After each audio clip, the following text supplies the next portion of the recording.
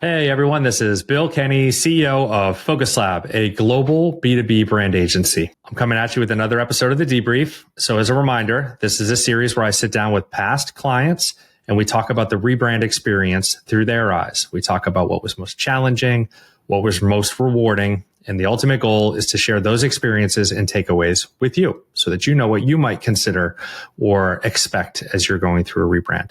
So today I sat down with David Chevalier. He is the CEO of Surfe. We had the pleasure of working with Surfe a year ago. Their rebrand has been live for about 6 months now. They're crushing it. We talk about all the things, what it was like to go through a rebrand at a seed stage, what the biggest challenges of the project were, how he formed his small internal team to navigate the project and make decisions, how rewarding it was to share that with the team, and ultimately the reward, the ROI that they're seeing already 6 months out with this new rebrand. So I hope you enjoy. Super valuable episode.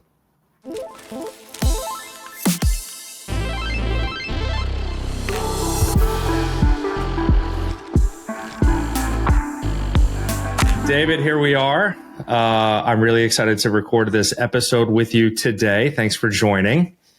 So I'll lead us out by passing you the mic here in just a second. But I just want to first share a little fact. I was looking back today and your company, it wasn't you, first reached out to us February 1st of 2002. So we're just past the 1 year mark. I'm sure that feels like 10 years ago at this point. Yes. And I also noticed via social media yesterday on one of your accounts that the brand has been live for 6 months.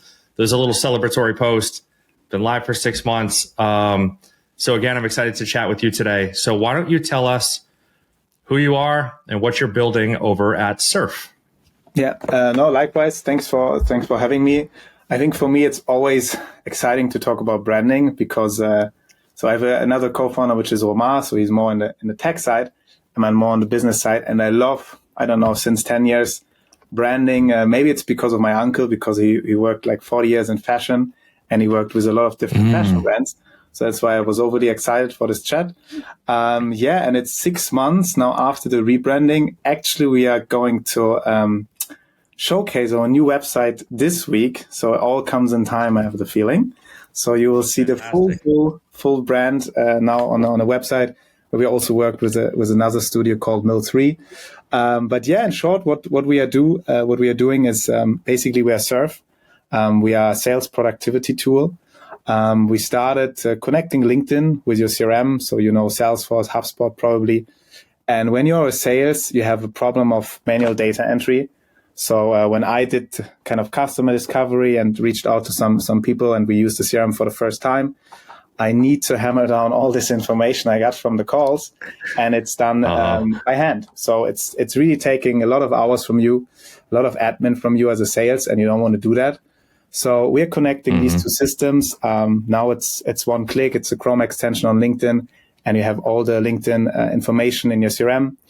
We also enrich your data, so we find email addresses and phone numbers, for instance, and a lot of more stuff. That's how we started, and we also chose to rebrand actually because we're expanding the product. So what was great for us working as a bootstrapped company on LinkedIn, now we want to expand it to other platforms where salespeople work. End the manual data entry and end this hassle and bring a peace of mind to sales. That's it. So everybody listening, go check out Surfe, especially if that fits into your sales tech stack, I guess, as they would say.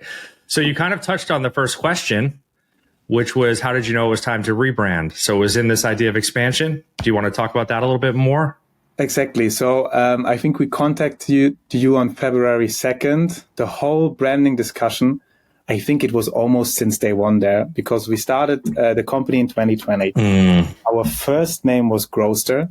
But then after 2 days, a guy from France reached out, hey, I have a company that's called Grooster, and it's pretty similar, and we are in the same space. So please, either I'm going to sue you, students, back then we were students, or you choose a new name. So then we came up, it was overnight with Leadjet. We thought basically of two things. So our tool mostly works for prospecting.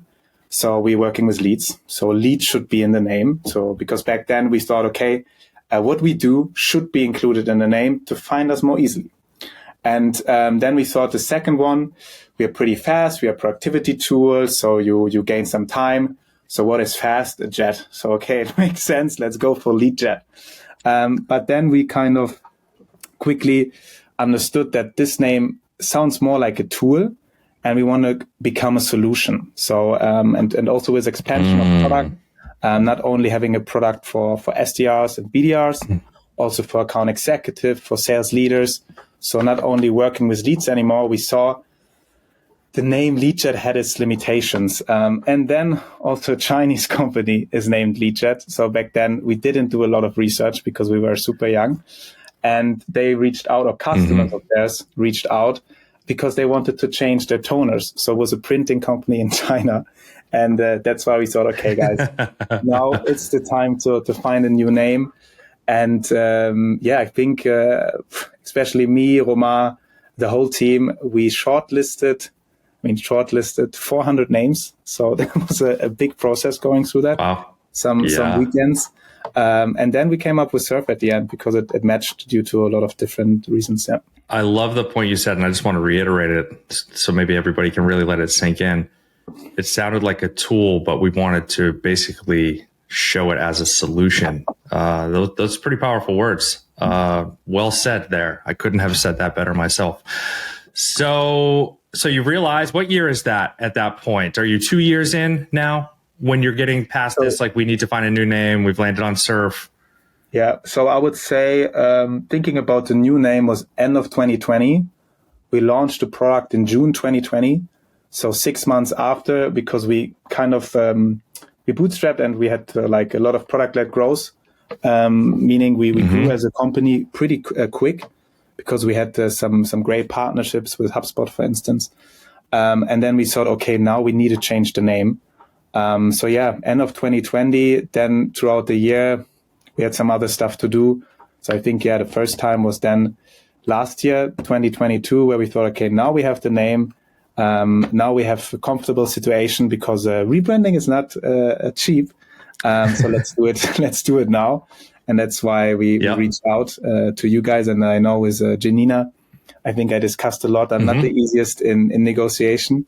And you found a super fair price for us. And I'm so happy. It's an interesting dynamic where companies are trying to figure out how early or how late should they rebrand. It's different for everybody. But I like when people on these episodes share where they are in that timeline, because there's certainly other people out there that are on a similar timeline. Again, whether it's really early in the first 6 months or if it's 6 years in because of some other bigger reason that they need to change and then rebrand. So thanks for sharing that. So then you go on the hunt and you're looking for the right partner. Now you're overseas. There's plenty of people to work with around the world. What were you looking for in the right partner? First, I mean, we're looking at us because we have 40% of international customers, 40% from the US. So for us, it was pretty important in terms of messaging and brand perception that we go with a US-based company. Because we are from Europe, we from day one had our product. So we're actually from France, but from day one our product was in English. And we didn't really find an agency in Europe which was kind of having this international mindset. And that's why we went to the US. We heard some great stuff from you because you did in our space with outreach, rebranding, with SalesLoft, which we partner with as well. So these guys said, hey, I should reach out to them. They're great. Yes. And yeah, that's why we decided to go with you. And then from the first calls, Brian, for instance, I mean, he's a ex-skateboarder, so somehow surf and skateboarding, it just matched. Everything came together, I had the feeling. So I think it's pretty important for us that an agency shouldn't put a stamp on you, like you should do that and that and that, and we see you like this and this. It's the same when you change your personal style. It needs to fit to you. And I think what was great with you is that you guys quickly understand where we want to go and also understood what we see or what our values are as a company and how we get these values to the outside. Awesome. Shout out to Brian. Shout out to skateboarding, and shout out to Janina. Got a couple name drops already in the episode. Okay, awesome. So now you're in the project. So we kick off, you find the right team, you're ready for a rebrand project. You've got your calendar blocked out, your team dedicated on our side and on your side. So now let's talk about the experience in the project. I'll start with what was the most challenging part of the project, because they're not easy. You hinted at it almost before, but a rebrand is not an easy project. Yeah. First, internally, finding the resources internally. I mean, we are a small company and now we are 30 people. So you need to find the time regularly per week, hours to work on that branding. It needs to be included in your schedule. It doesn't need to be something on the side. Oh yeah, now I need to do this. No, we really need to find the capabilities in-house. And I think what's important, because often agencies, you think, okay, at the end of the kind of work, 3 months or whatever, we get a deck, a PDF file, that's your new brand, take it, ciao, we are out. So, of course, this would be then a problem because we need to find the resources in-house who can take the ideas you guys and the work you created and expand it. So, work really with it. And I think this is important. So first finding internally the resources, where we have a great design team, a great front-end dev, who worked, I think 10 years for a website agency, and branding agency. So that was lucky for us. Once we found that team, then of course we need to find, there's a time difference between US and Europe. So that was the second small challenge, I would say.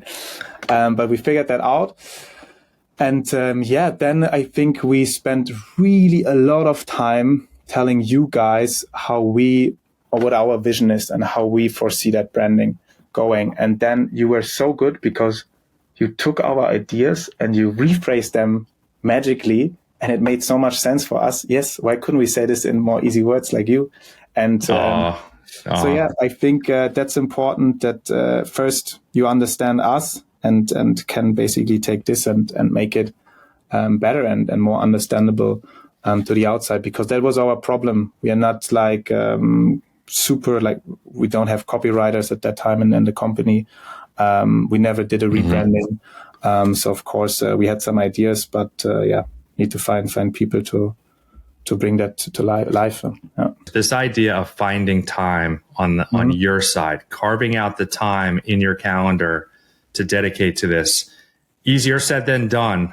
So what did y'all do specifically? So let's frame the question up a little bit more, because you and I both know how the process goes, but many people may not with Focus Lab process specifically. So we send you work on Friday, the end of day on our Friday.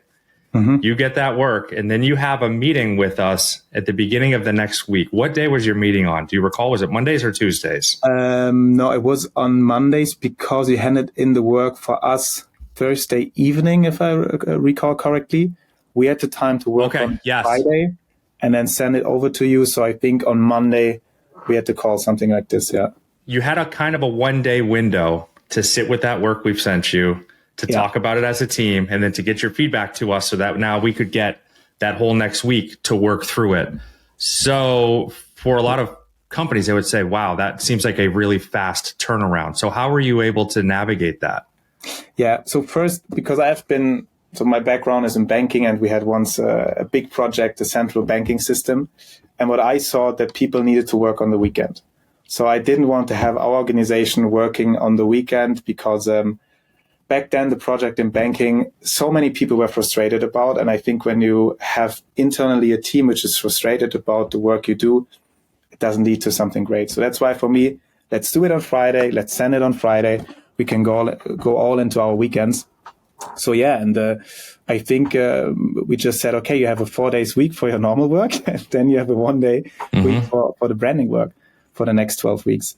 So I think everyone was so excited in the project that we made that sometimes even happen on Thursday evening, because we were so excited to get the feedback from you and to work on this. I think with us it was then pretty easy. And your project team on your side, how many people were in the group? So how many people had to dedicate time on that day? So we had our designer. So she's a graphic designer, now more UI UX designer. We had then from marketing like digital marketeer. She was also mostly working on our content strategy.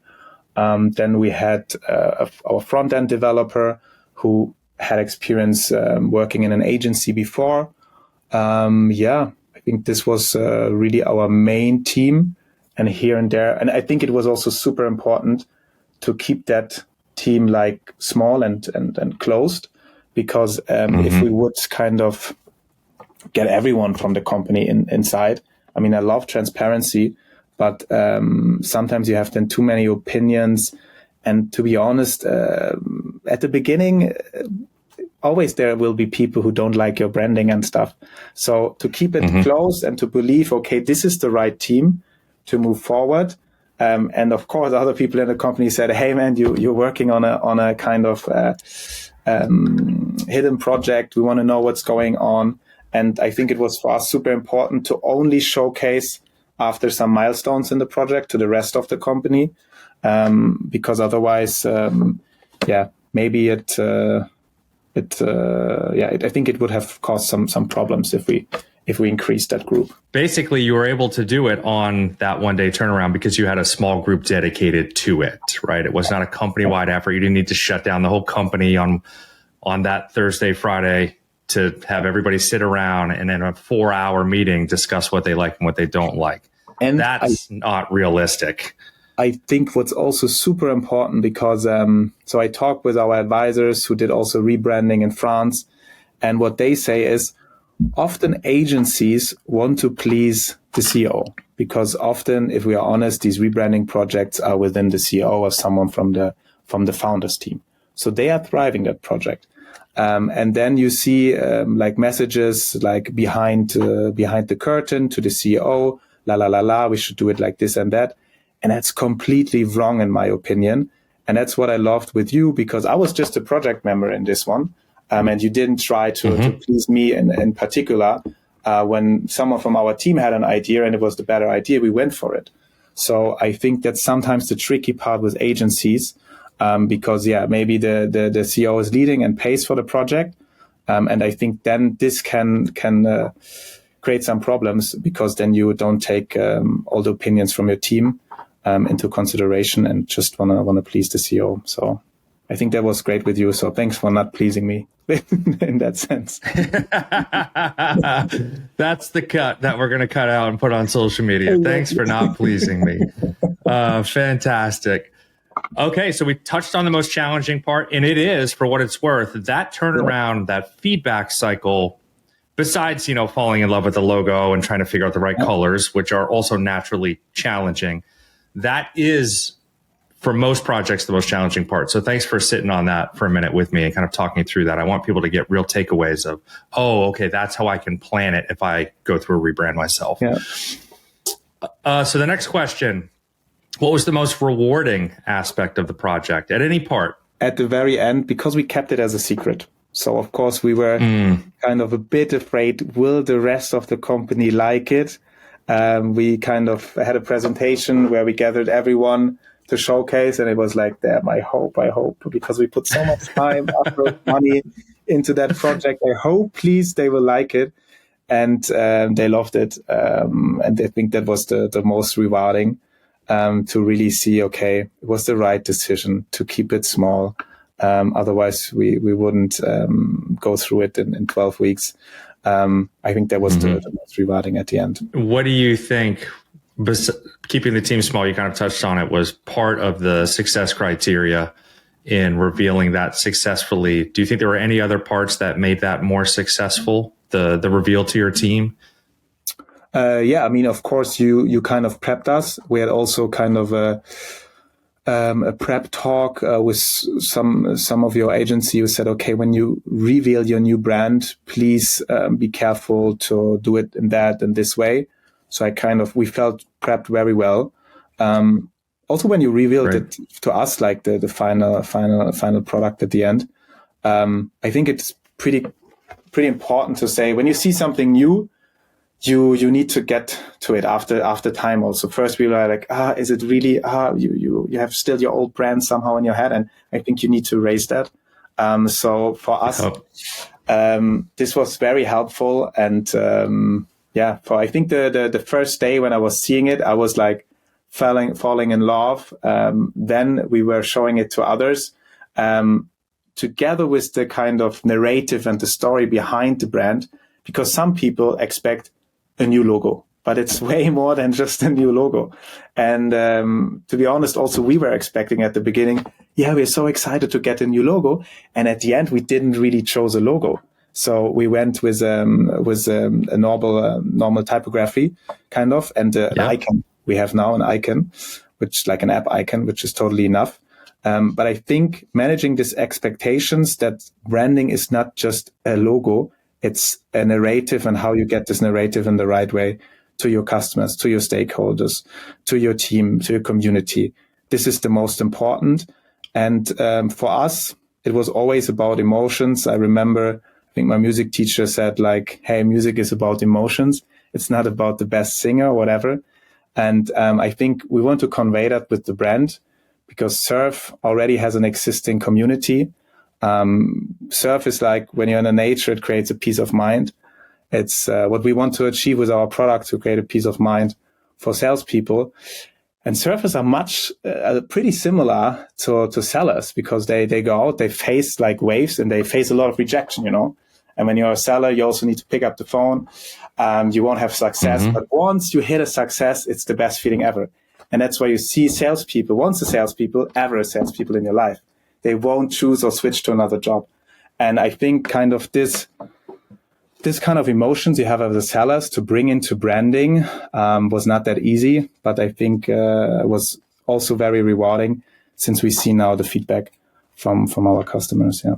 Fantastic. I think you saw some of that. Well, I saw, and the people are going to watch this saw some of that narrative come out. I think you did a really good job answering that in a way that highlights what is important, which is not the logo. That is also another hurdle that kind of everybody seemingly we all have to get past in a rebrand project. And you did a really good job of pointing that out. So thank you for sharing that. Another valuable point. Okay, so you do the reveal. The team loves it. I know that's scary as hell. I know it is. I empathize. I've been doing this so long with so many different companies now.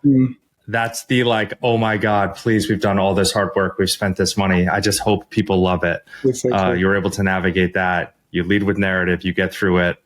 People love it. Doesn't mean everybody has to love it. You kind of even touched on that you got to give it time as well.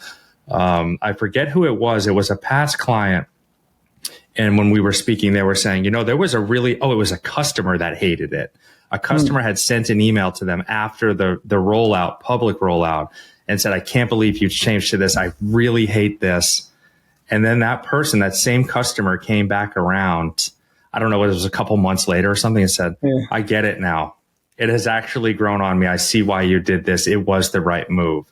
And of course, to that client, that was like such a moment for them to be able to see past all of those fears too, right? It does take time.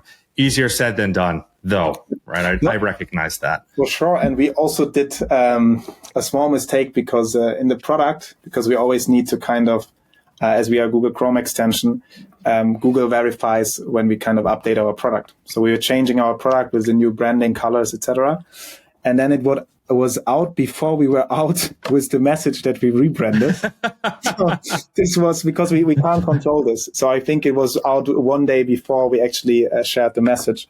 And then people were writing us, what is that? I bought a product which is called Leadjet, and now I have another product. What is it? And so it was kind of funny. But then one day after, they all got the message and they loved it. Some people said, like, I remember, wow, it's a Silicon Valley rebranding. It looks like a Series B company. And I mean, we are seed raised a company. So this was really, really cool to see. And we also had some surfers as customers who say, nice, love it. Also good, I'm happy you shared that a little bit. You know, even people saying Jesus looks more like a Series B company. That is a powerful return on many of the rebrands we do, which is this idea of looking the part that we either are or want to be, right? That's going to gain trust from customers. People are actually going to take the product seriously if it looks like it is right for them. If something looks like it's, not to knock seed's fine, But maybe if it's more of a mid-market purchaser and they're saying, well, geez, I don't know. They're like fresh out of the gate. Like, I don't know if their product's going to last. I don't know if it's what I need. Maybe I need to go with something that's been around, more tested, more trusted. Yeah. Perception becomes a big deal at that point. And a rebrand can add a lot of value in that way. Exactly. I went actually today for preparation through our first kind of questionnaire we got from you, what we want to achieve with the branding.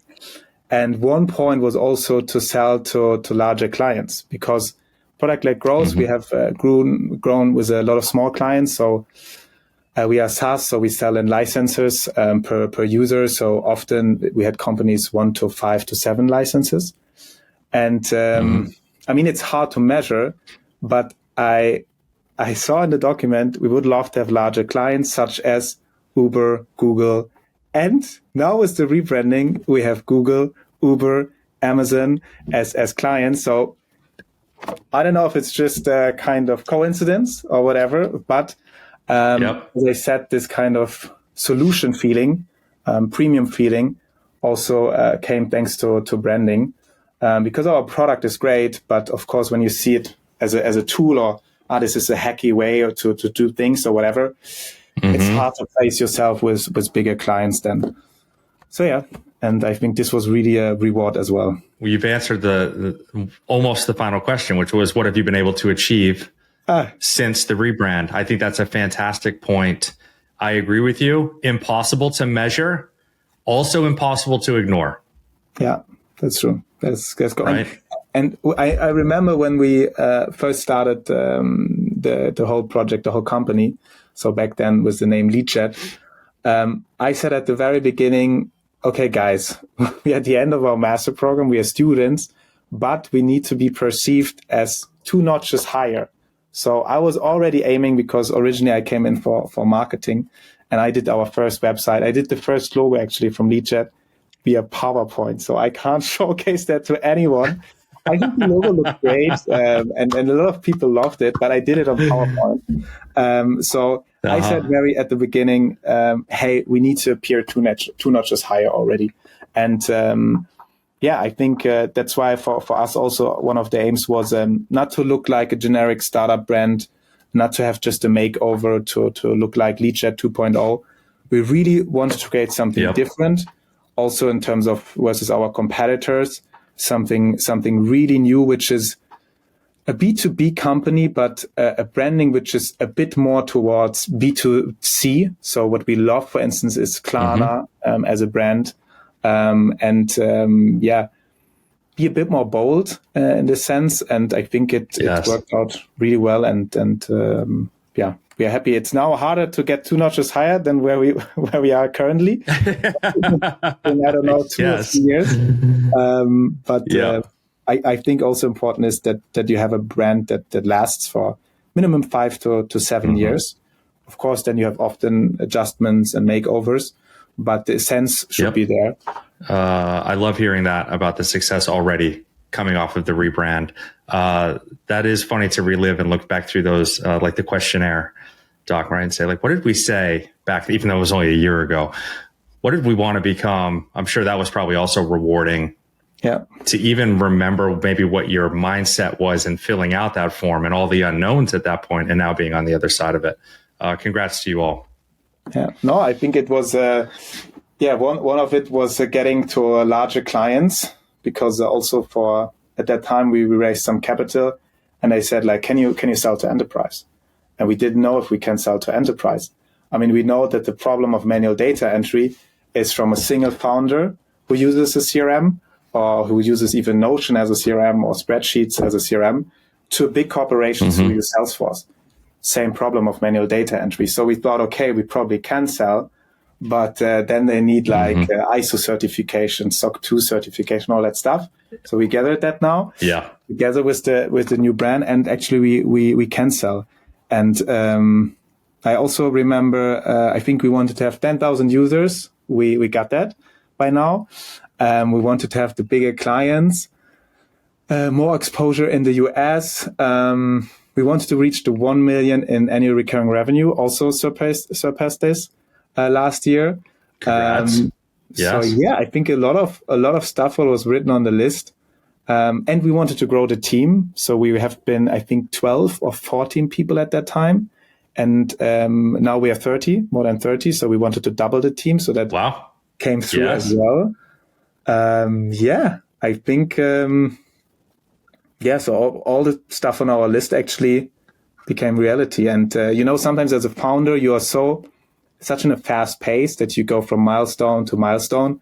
So often you forget these things. And when I was looking into the doc this morning, I was like, oh, wow, damn, really? This is like, we really achieved it.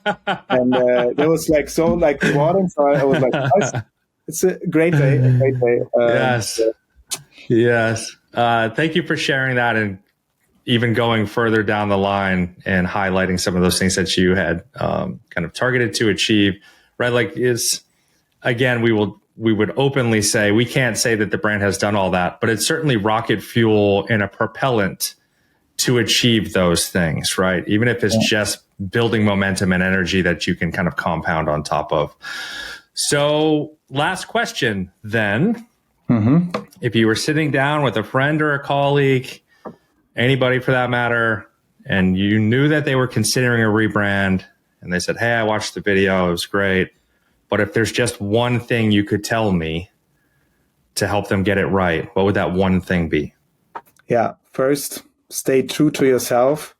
Don't let someone else rebrand you. You need to rebrand by yourself.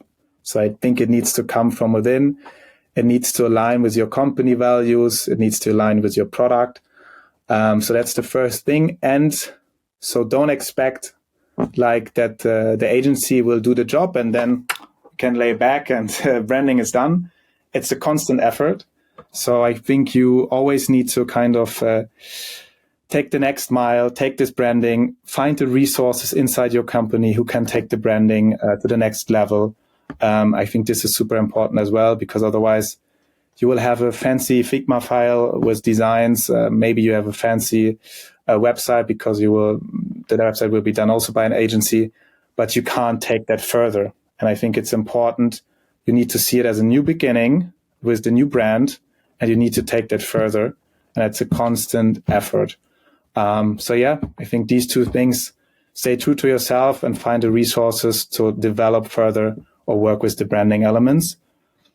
Yeah, that's it, I would say. David, I have really enjoyed this conversation with you. You've shared tons of valuable insight. We've achieved the goal, which is to relive the rebrand experience and share that with people so they can learn from that. I think we did that and more. So thanks a ton for joining today. Thanks as well. Thanks again for your team, for the great work you've done with us. It was really bit sad because after these 12 weeks of intense going back and forth with your team, we were like, damn, what are we doing now? There's no one to challenge us anymore. We're kind of sad that our Fridays were now stuffed with other things. It was really a nice adventure, and the adventure continues. I think, we are sharing with your team here and there some new stuff we are doing, which is cool. That's right. To get also their feedback. We will send you guys also with the new brand some merch and that stuff, because I see you're completely in merch. We are waiting still for our merch. Yes. Next time then. So thanks a lot also. Okay. Fantastic. Thank you.